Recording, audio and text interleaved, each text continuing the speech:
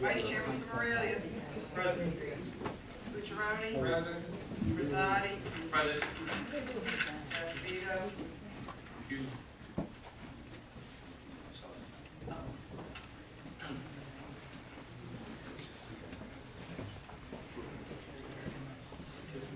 Trager.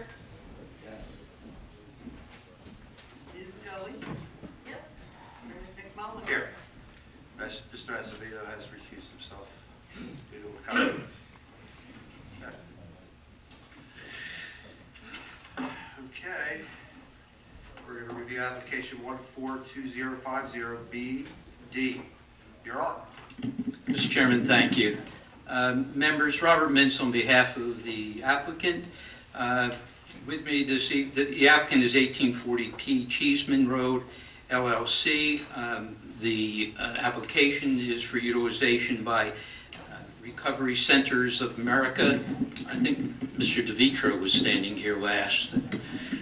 Oh, wait a minute. So, and with me this evening is Mr. DeVitro and Darcy Braswell, and I think the two of them will be sworn. And we have with us as well, and I should introduce Joe Rocco and Kevin Mullen. Kevin, you'll come up and be sworn too. And Ed Campbell. Mr. Campbell and Mr. Rocco are counsel for the applicant. Both are New Jersey attorneys, but will not be appearing tonight unless I need help as we move forward. If we could have you all sworn, and if we could, if I may ask, Mr. DeVitro certainly has appeared before you previously. He can be noted as an expert. Before he had his goatee, too. Now he'll raise the mic. Would you raise your right hands, please? Swear the testimony about to give for this board be the truth, so help you God. Your name, sir? Darcy Braswell? I'm sorry, how do you spell that? Last name, first Dorothy, name? I know how to spell. Okay. It's Darcy, right? Yes. D-A-R-C. I didn't even get that right. And last name is Braswell, B-R-A-Z-Z-L-E. And I know how to spell DeVitro. Thank you. Darcy, if, thank you. If you'll come up just a second, would you give the board... Oh, how about they all raise their right hands and we'll swear them in? Oh, sorry. You got their names. Swear the testimony about to give for this board be the truth, so help you God. Now we know. Darcy, if you could give a little bit of your background, see if we can't qualify you as an expert. You're both your, I don't want to go through curriculum vitae, but if you can give your education experience to the board. Sure. As I said, my name is Darcy Braswell. I've been in the field for 15 years. I've worked in the drug and alcohol and behavioral health care field. In those 15 years, I've done everything from being a direct line counselor, counseling patients on an individual and group basis, to being a clinical director, to heading up operations for facilities up to 200 and 300 bed in size. I also have expertise in licensing and accreditation, specifically state licensing in Pennsylvania, New York, New Jersey, and then CARF accreditation and Joint Commission accreditation. There's no... Excuse me, Mr. Benson, before we go any further, just for the public, as I understand, what we're doing first is an interpretation as to whether or not this use is permitted. If this board were to determine that this is a permitted use, it would go to the planning board. If this board were to determine it's not permitted, then a use variance would be required and it would stay at this board. One of the problems we have this evening, if the board were to decide that this is not permitted and it's a use variance, we only have 6 members.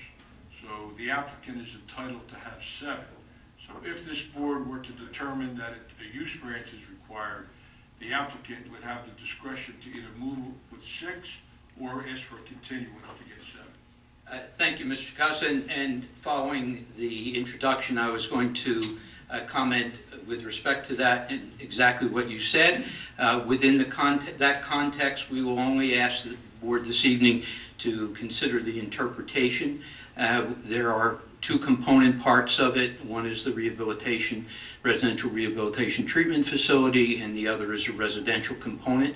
And we'll ask you to take a look at that with respect to comparison to the ordinance, and to hold on the use variance consideration because of the composition. Darcy, there's no particular licenses, as Mr. DeVitro's. Larry has a license for his engineering and planning. There's no particular license to be a professional in this field. No, not currently. There are licenses in the field, but for what I do now. So within that context, we would ask if she could be acknowledged because of her experience and background as an expert with respect to the limited area of testimony that she'll give. Will accept. Thank you.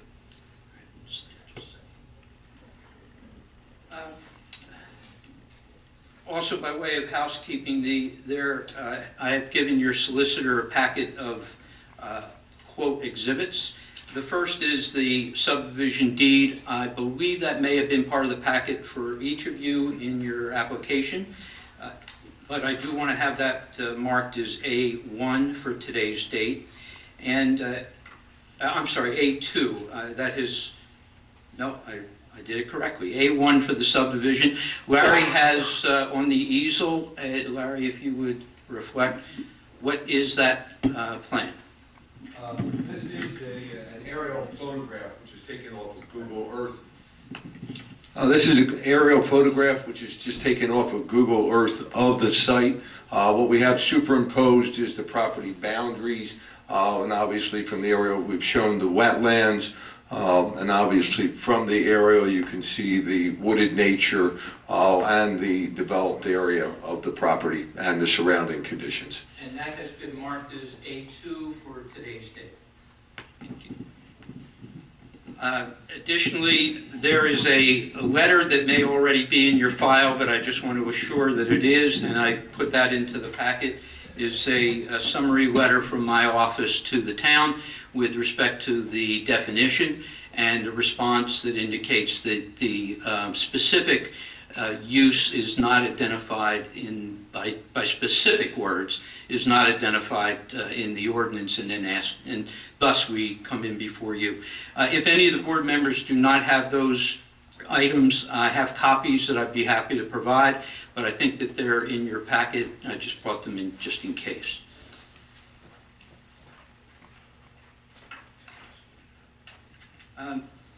We did provide the board with the notice was given, the proof of tax or non-tax because it's an exempt property, and the fact that we had advertised for this evening. Even the advertising of the interpretation, I think, is given public notice. Within that context, the application itself seeks to determine, have the board consider, whether or not this use is one that is permitted under the ordinance currently, or whether or not it requires a variance. And generally, I'm referring to the October 21 letter. In that, I shouldn't have put that down. I needed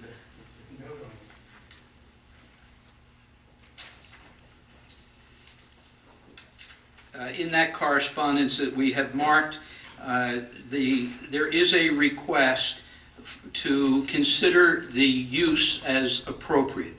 Now, Darcy, in a moment or two, will give you a full-blown definition of the use.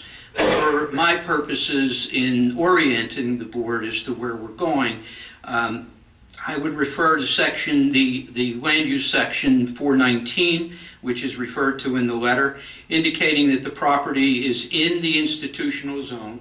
It's roughly 140 acres. It has on it the diocese retreat house. It's been there for quite some time. There's a small piece, I think it's visible on this A2, the small piece to the left of this picture that is an R2 zone, and we would indicate to you, and the testimony will show, that we do not propose putting any buildings in that location. And I say buildings only because I don't know if there is any drainage that goes that way, so I don't want to suggest structure, but buildings. So within the institutional zone, behind the tract, Larry will identify what's in the area, but behind the tract, I think, is the municipal water structures and some other institutional uses surrounding us. Across the road is the college, just for orientation. So within the ordinance itself, section 419, the intent of the ordinance, that's the first section of 419A, talks about education in the institutional zone. We see that in the campus across the street. It also talks about health care and the nature of other institutional uses. But I think we're focused on health care. It also says in the introductory language, and quite important to us, that this should be considered in a campus complex, and it uses the word complex and campus, indicating a broad use in broad lands coming together for consolidated functions. Multiple components, consolidated function. And it speaks specifically to some recreation, to office, but it speaks specifically to residential, and provides that in this complex, in this campus, a residential component has been anticipated. I take Mr. Lechner's comments that there is, in the next paragraph, paragraph B, there is no reference to residential in that paragraph as a permitted use. Hence, we're here this evening. Within the permitted uses, however, that's 419B2, residential healthcare facility is identified as permitted, and long-term care facility is identified as being permitted. When we go to the definition section of the ordinance in 202, we do find, and we would indicate to you, Darcy will indicate to you, that the facility we propose is a licensed facility under the state provisions. And within it, we look first at the definition of institutional use, and this is laid out in that letter as well. And in the institutional use, medical and healthcare facilities are provided, and it includes supervised residential institution and rehabilitation therapy centers and similar uses. And we hope that you'll find the testimony this evening will be exactly that. The long-term use as well as the supervised residential. So we take then the definition of what is a long-term care facility under the ordinance. And again, in section 202, that is defined. Unfortunately, the supervised residential institution is not defined, but long-term care is. And this is really worth hearing, and you may have it in front of you, that this is an institution, a licensed institution, approved to provide health care under medical supervision for 24 or more consecutive hours to 2 or more patients. I'm not sure why this language is there, but it says 2 or more patients who are not related by blood to the governing authority or its members by marriage, blood, or adoption. That's pretty unique language. We then take that, and we'll have some testimony, not that our patients are related to you or counsel, but at least on the 24-hour care. And the reason that's worth hearing is that we're going to be licensed under the Department of Human Services. And our license is, and Darcy will testify to this, our license is going to fall under NJAC 10-161A, and in particular 1.3, and I know all of you know that by heart. But the interesting part of that language is it's use disorder treatment facility and program to provide substance, alcohol, and drug. We would suggest treatment designed primarily to address addiction with living skills, medical monitoring, inpatient treatment. Now, under the code, and it may be highlighted on the page that you have, it says, the facility provides treatment for substance use disorders for 24 or more consecutive hours to 2 or more clients who are not related to the governing authority or its members by blood, marriage, or adoption. I hope I'm quoting it exactly. If I'm not, the language is in front of you. So, it sounds familiar. We have the state licensure that we have to comply with, and we have your code under 419, but under 202, the definition. So we would pose to you that we not only fall under the unique language that is there, excluding us apparently from treating anyone related to the governing body, but we also fall within the intent of the ordinance, which tells us that not only is healthcare welcome, but residential use is welcomed as well. Now, to flesh that out, Darcy will give us a review of what it is we're requesting and why we're requesting it and how we fit into the mold. And Larry will also testify as our planner. And I think he will give you an interesting concept as well, not to take his thunder. But we're going to use the base building that is existing as part of the retreat. And we're going to recondition, we're not going to change the footprint with the exception of some additions if you approve the interpretation will come before you with some addition to it, not overly substantial in percentage to the relationship of the existing structure. And the reason for that, and the reason this is such an interesting location, is not only do we fit in the institutional zone, not only do we hope that you will see the campus isn't just our lot, but it is across the street with the college campus, next door to us with some consulting facilities for children with disabilities, and us. It is a flow of the type of disability care that one recognizes this town has stood up for and been in the lead of treating. Within that, come back to the building, Larry will reflect to you that there are individual bedrooms already existing. There's communal living with respect to facilities such as recreation, food, and other laundry and those kinds of common facilities. And that transfers to exactly what we will be doing. And without disrespect, I suggest there will be a lot of praying going on in that building as well, because these are going to be very difficult times for the patients who are there.